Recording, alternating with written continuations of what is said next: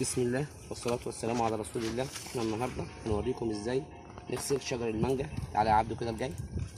نغسل شجر المانجا من العسلية اللي فيه ده، اللي هي دي عسلية، حاجة كده بتلزق على شجرة المانجا ما بتخليهاش لا تطرح، تضعفها في كل شيء.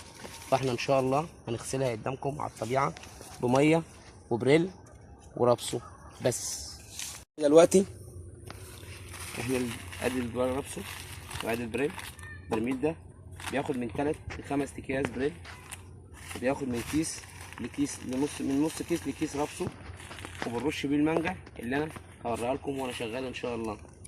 ده معلومه احنا بنقولها لكل الناس اللي عنده مانجا، اللي عنده شجره، اللي عنده اتنين، شايف فيها اي بقعه، اي حاجه سمراء على الورق، ده يبقى حاجه اسمها عسليه، ديت اللي بتودي العسليه. اي حاجه غير كده اللي يقول لك رش ورش ورش ورش ما بتعملش حاجه. هو ده تغسلها بس توليها بالغسيل مره مع مره، مره مع مره، مره 2 3 ده حوالي 4 5 مرات، هتروح العسليه ان شاء الله وبعون الله. وهنرش قدامكم على الطبيعه وكل حاجه هنوريها لكم واحده واحده. معلومه اتمنى كل اللي عنده شجره ايا كانت هي يستفيد منها.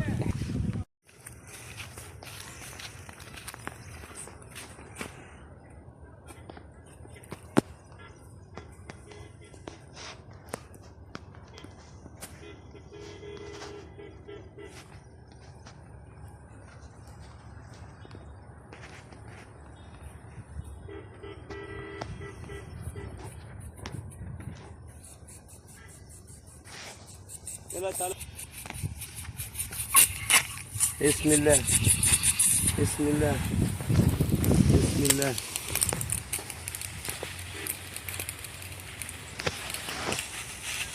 ده كده ميه وصابون، ميه وبريل وقوم نغسل بيه الشجر زي ما انتم شايفين كده بالظبط اللي بيحصل.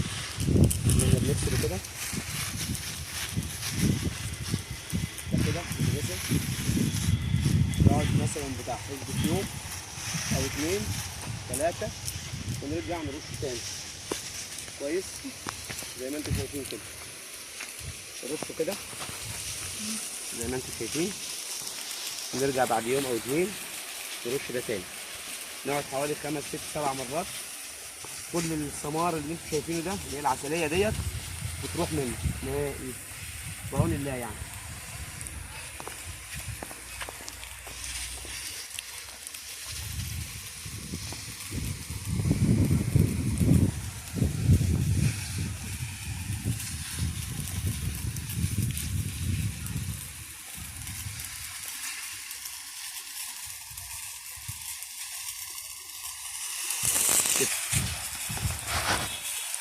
قول لي جدك بطل.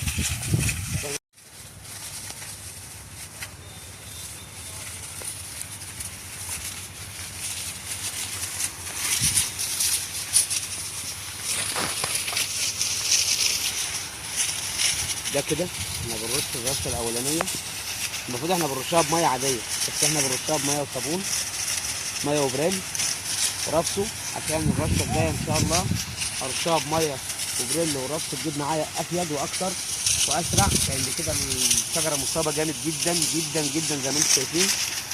يعني اللي كان معطلنا ان كان الموتور بتاعنا كان بايظ، فده اللي عمل فيها كده. فطبعا كل ما تروح لحد يقول لك انا مش فاضي عندي شغل بيه عندي، فده احنا الموتور ده عاملينه لينا احنا نشتغل بيه. وزي ما انتم شايفين كده احنا بنرش المنجايه من فوق لتحت مره واثنين ثلاثه علشان نضيع المرض اللي هو فيها اللي هو اسمه العسليه ده، لان المرض ده ربنا يعافينا ويعافي اي حد يعني بيمسك الشجره بيقتلها من كف السيف، لا بتفرح ولا بيبان عليها ولا بتعرف تشتغل. يعني الشجره بتحس ان هي ايه عجزت بدري، لسه الشجره نواشف صغيره بس تحس ان هي ايه عجزت بدري. فديت يعني ربنا يعافينا ويعافيكم، يعني حاجه مرض يعني ربنا يشيله عنا ان شاء الله. يعني الحاجه ديت يعني زي ما انتم شايفين كده احنا بنرشها مره واثنين وثلاثه. تعالى كده يا عبدو قرب شويه عشان نوريهم الحاجه. خش على الشجره. فدي يعني العسليه دي بتبقى حاجه، دي بجد يعني اتمنى من كل واحد عنده حاجه زي كده. لو عنده بخاخه عاديه، لو بخاخه عاديه يعني اي بخاخه ان كانت، يجيب ميه وبريل وربصه ويحطه عليها، بجد بجد هيحس بالشجره انها نضفت. شجره صغيره شجره كبيره، لو عنده بخاخه صغيره يرش بيها برضه هتبان معاه يعني، بس ما يتركهاش، لان لو تركها اي شجره حواليه هيتنقل لها نفس الموضوع ده. يعني احنا شفنا يعني كانوا شجرتين بقى الشجر كله بالطريقه ديت، لان خالي ان عنده المكان ده يعني ايه، عشان المكنه كانت بايظه وانا ما كنتش فاضي، فيعني زي ما انتم شايفين. معلومه ان العسليه ديت يعني ما بتنضفش من اول مره. يعني انا دلوقتي بغسل اهوت كده، انا بغسل في الشجره كده زي ما انتم شايفين، شايفين الثمار ده كله. الشجره ما بتنضفش من اول مره، يعني لازم اغسلها مره واثنين وثلاثه زي ما انتم شايفين كده.